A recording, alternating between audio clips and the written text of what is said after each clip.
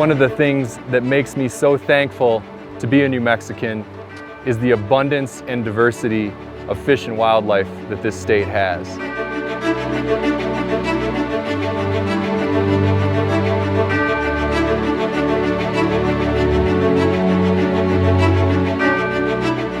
If it weren't for the resources of New Mexico in terms of public land, fish, wildlife, and their habitats, it wouldn't be nearly as amazing of a place to call home. I think sometimes we don't realize how important animals are to our lives. One of the things, it's like we bond and we have a passion for wildlife, but it goes deeper. Like for me personally, I'm a hunter, I'm a manager, I'm a conservationist. And, it's like we build these attachments with the wildlife.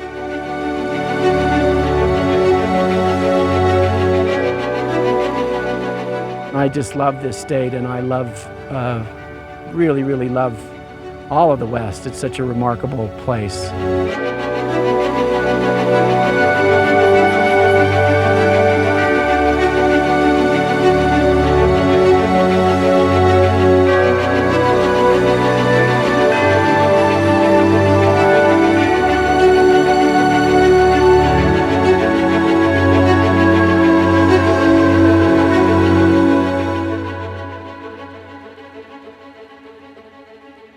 Mother Nature is under threat from human activity as never before. More species are now threatened with extinction than at any other point in human history. The Earth is now in its worst shape in human history. The UN is issuing a dire warning. There is a dire warning. There is no doubt that this is certainly the most comprehensive report ever written. The future of humans on the planet is in trouble. For a species that named itself Homo sapiens, the wise man, we're being incredibly stupid. Hi, I'm Cristina Mormorunni. I'm the Regional Director for the Rockies for the Wildlife Conservation Society. So as we look around this beautiful place, it's hard to imagine that it's going to change, that we might lose elk, that we might lose deer, that our water systems might dry up. But all we need to do is think about the story of bison in North America. The story of bison and passenger pigeon is a real bellwether for us. It's a really scary story to imagine that we were able in such short times to drive both passenger pigeons off the edge into extinction and nearly drive bison to extinction. In the 1800s, there were somewhere between 30 and 60 million bison roaming the plains, blanketing the plains, black clouds of bison on the plains. And by the end of that century, there was estimated to be about 1,000 left. So we know that we can drive species over the edge, or very, very close to the edge. The decimation of bison was arguably ecological genocide. It was also cultural genocide. And in that story, we learn an important lesson, that biology and culture are inextricably interconnected, that the humans and the wild are in an inextricable embrace. And if we are going to protect the wild, we really are protecting ourselves and our cultures, and it's a way in which we can continue to survive as humans and as wildlife.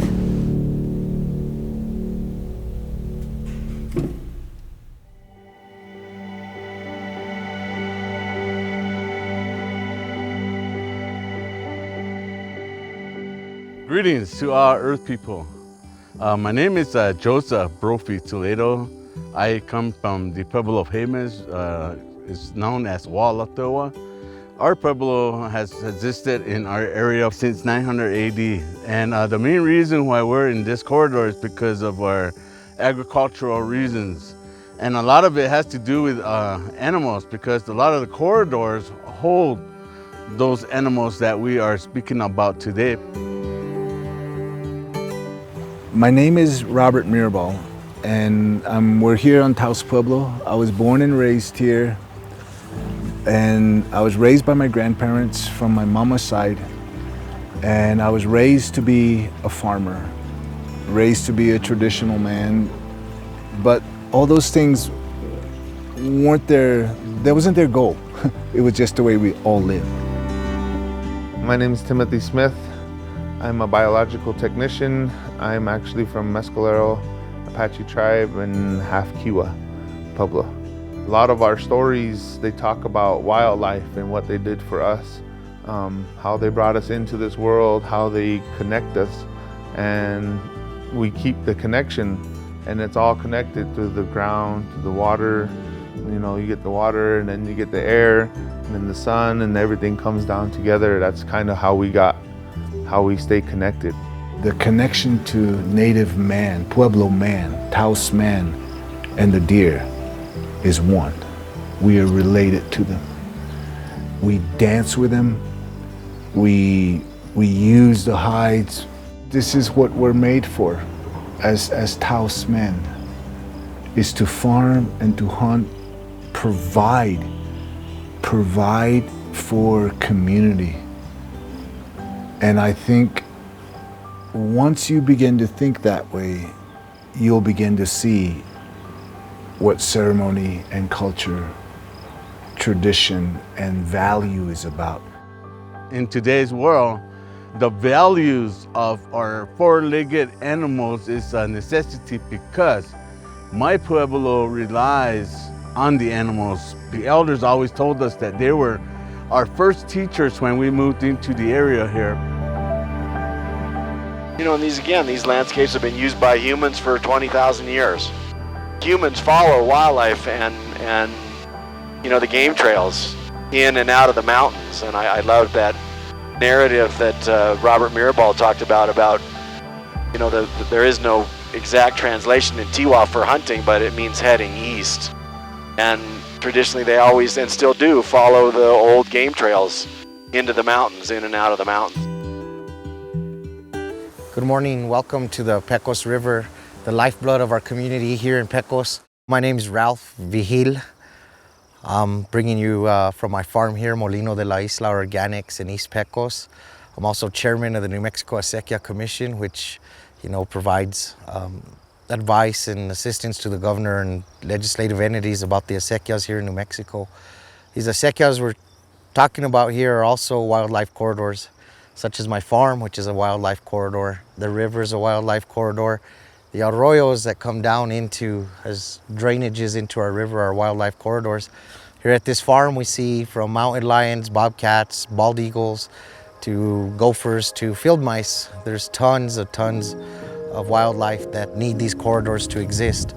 I'm coming to you as a traditional user of the land, a family that's been here for generations and generations and generations, trying to let you understand and help you understand how important it is, and for us to be able to live off the land. Para mí, para vos y para los animalitos de Dios, for me, for us, and for the little animals of God. So, you know, we take what we need for ourselves and we leave for the animals so that they can leave behind as well. My name is Kyle Tater. I'm the wildlife biologist for Hickory Apache Nation. I'm standing here with Aaron and Udane, some of my favorite people in this world. I've known Udane all my life. I grew up on the Hickoryia, and I went to school with Aaron. We have a lot of history together. We all care about wildlife. That's why we're here today. So my job is to manage all wildlife on the reservation. All wildlife are important. All of them have their ecological role. Some of the species that we tend to track and monitor a little bit more closely are the ones that migrate. So elk, deer. We've also put GPS tracking collars on in partnership with the U.S. Fish and Wildlife Service on golden eagles. You know, things of concern to the tribe that are you know, of conservation need, that do cross many management jurisdictions. It's important to the tribe to know as much as we possibly can about those. So when I was a kid, my dad said to me, "Who's going to be at your funeral? A bunch of fishes?" So the question obviously being, who cares about wildlife? Lots of people care about wildlife. Everybody I know cares about wildlife. The cool thing is they care about it for a whole suite of different reasons, because they eat it, because they photograph it, because they track it. We all love wildlife. We're at the beautiful Tingley Beach in Albuquerque, New Mexico, surrounded by a boardwalk and the biggest Rio Grande water I've seen in a couple decades. Seeing a wild animal is very special. It's been said that wilderness without wildlife is just scenery, And so wildlife is part of the landscape, and it represents a healthy ecosystem. You would be amazed at how many neighborhood websites or chat rooms where they talk about, I have a roadrunner that came on my wall today, or I saw a bobcat in the neighbor's backyard. All of those are really, really important ties to who we are as human beings in terms of our association with wildlife. My name is Stephanie Garcia Richard. I'm the Commissioner of Public Lands for the great state of New Mexico. And I grew up down in Silver City in the country's oldest designated wilderness, the Gila Wilderness. It seems like everywhere you go in the Gila, you will be greeted at some point by a family of javelinas. My name's Camille Sissy. I'm the Outreach, Education, and Communications Coordinator for the New Mexico Wildlife Federation. My name is Jeremy Romero. I'm the Regional Connectivity Coordinator for the National Wildlife Federation, and today we're standing above the Aldo Leopold cabin. For those of you that don't know, this cabin was built in 1912. Aldo Leopold was the founder of the New Mexico Wildlife Federation and one of the true pioneers of modern-day conservation. Someone like Aldo Leopold, years ago talked about, when we view the land as a commodity, we'll tend to abuse it. But when we view the land as being part of a community, then we tend to love and respect it. And that's very much my understanding of my stewardship, my faith, and my role in taking care of God's creation. It's really essential for all of us as people of faith that we have a moral and ethical duty to care for creation, and that this is something that's given to us as a gift. And it's a gift not to be squandered, but to be cherished, to be respected, and to be cared for with very keen stewardship. I'm Dr. John Beckman, and I'm the Science Director for the Rocky Mountain West program of the Wildlife Conservation Society. And I've studied corridors and connectivity for almost 20 years. One of the reasons we should really care about wildlife, even though we don't see them every day, for example, some of these species on the landscape, is they're really critical to maintaining the places that we live. And these places supply us with our water, our food in a lot of cases, and a lot of the other resources we use in our day-to-day lives that we may not even realize we're relying on. I'm what you would consider an adult onset hunter. I've only been hunting for the last 4 years and have just gotten extremely involved in conservation efforts with public lands, access to water, and just getting to meet local hunters and anglers and outdoor enthusiasts like myself.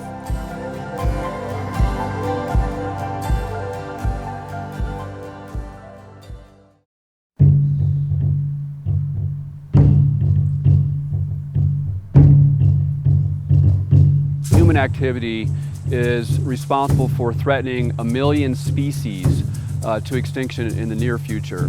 And a big part of that reason is because of habitat fragmentation. We need to make sure that we reduce development and road building and mineral extraction in those very sensitive areas where we know wildlife is traveling, where they're migrating, where they're going to need to go to explore new habitats so that they can adapt in the face of these developments and this fragmentation and climate change. So corridors is related to all of that, and it's really important for the viability of our biodiversity.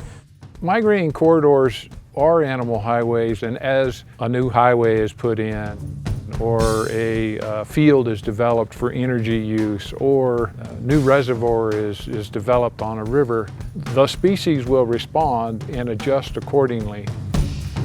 So we're all really familiar, unfortunately, with these pretty scary statistics about 1 million species facing extinction. Something like 95% of the Earth has been modified by the human hand.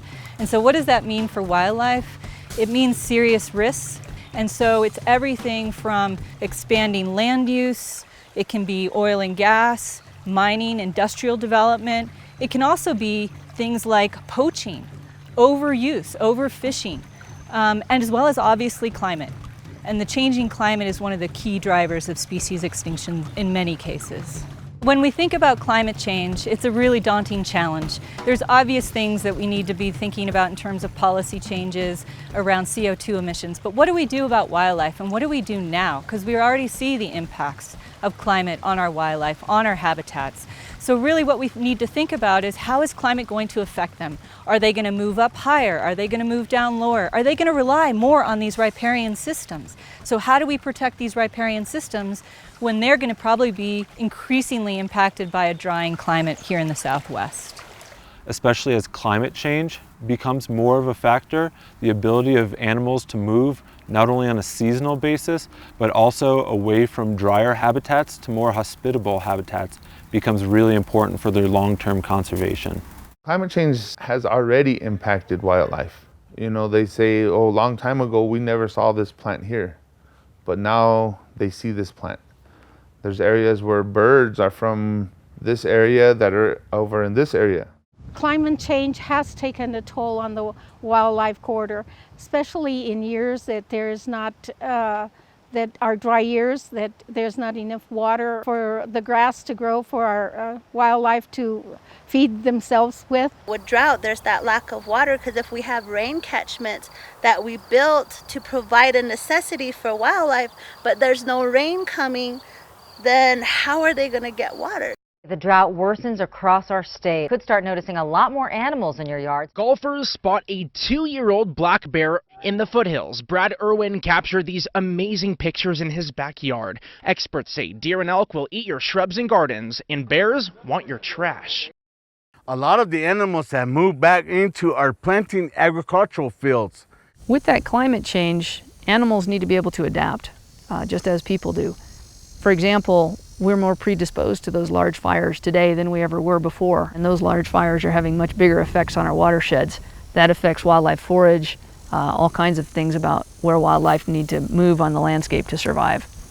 On the Fire Watch tonight, the Las Conchas fire is right on track to become the largest wildfire in New Mexico history. So when we think about the impact on wildlife and wild places of the expanding human footprint, we got to think about a number of different ways to solve that crisis. One, we got to think smarter. We got to plan better. We got to actually plan for wildlife. And we got to plan for where wildlife move. So we need to think about how they move through corridors, how they move through landscapes, and we need to think about how we protect those landscapes. I mean, this is kind of classic Western example of what corridors mean. Here we have the Rio Grande corridor that runs from southern Colorado all the way down into Mexico. You know, and the river itself obviously is a really critical corridor. A wildlife corridor, in its most simplest definition, is just an area that animals use to get from point A to point B on the landscape. The Wildlife Corridors Act was recently passed in the 2019 New Mexico legislative session. It was sponsored by Senator Mimi Stewart and signed by Governor Lujan Grisham. And it's the first act of its kind in the western U.S. Passing the New Mexico Wildlife Corridors Act required all of us to work together. And we took our time. We took a year to bring people in, both Game and Fish, Department of Transportation, the Native American tribes, ranchers, farmers, the environmental community, everyone weighed in. The Wildlife Corridors Act is literally one of the most unique pieces of legislation that any state has passed to conserve the integrity of wildlife movement areas. The state of New Mexico is leading the way in terms of progressive conservation actions to conserve wildlife corridors and also protect the public from the potential of collisions with wildlife on our roadways. New Mexico is the first state to pass a piece of legislation that's called the Wildlife Corridors Act. And the Wildlife Corridors Act directs the New Mexico Department of Transportation to work with the Department of Game and Fish to come up with an action plan to basically identify where wildlife are crossing, where we have key wildlife crossings throughout the state. And in doing so, we can start to leverage resources for these agencies so they can start to create and implement on-the-ground projects like Cammie was saying, in the form of overpasses and underpasses for wildlife to safely move across the landscape.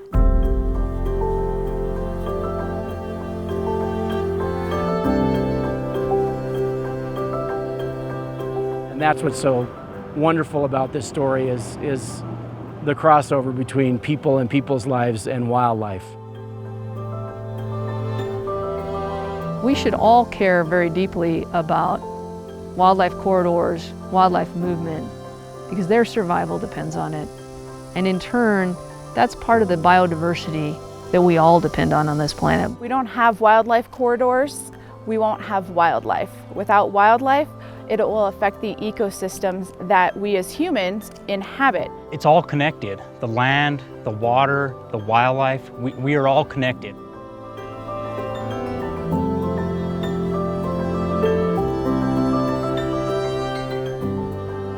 So despite everything, I'm really hopeful, and I continue to be hopeful. I have my moments of despair, my moments of grief. I wouldn't be human if I didn't. But what I find is all I need to do is get outside in a place like this, and despair doesn't stay alive, because I realize everything is actually alive. Everything is actually working together to stay alive, and I have a role in that, and I will continue to play that role as long as I possibly can. But as long as we have the land and we take care of the land, then we will be golden. If we took care of the water, then we will be golden. Don't sell the land, don't sell the water, don't sell any of that. Because land is immense, water is immense, and it's beautiful. And it's for not just you, it's for your children's children's children. So I think that's ultimately what the whole story is about, being a steward of this land. Earth people, let's join the force, because everything is man-made, and I know that everything is man-solvable, and we all can work on it together, because as a team, there's not one person in this world that can solve all the problems, because nobody was made like Creator. Nobody owns that. Nobody can say, by the snap of the finger, I can change the world. Nope. Earth people need to work together in order to make the change. And those are the reasons why today we speak on behalf of the animal corridors. And I thank you, and I hope you join us soon, because we're all in this need together.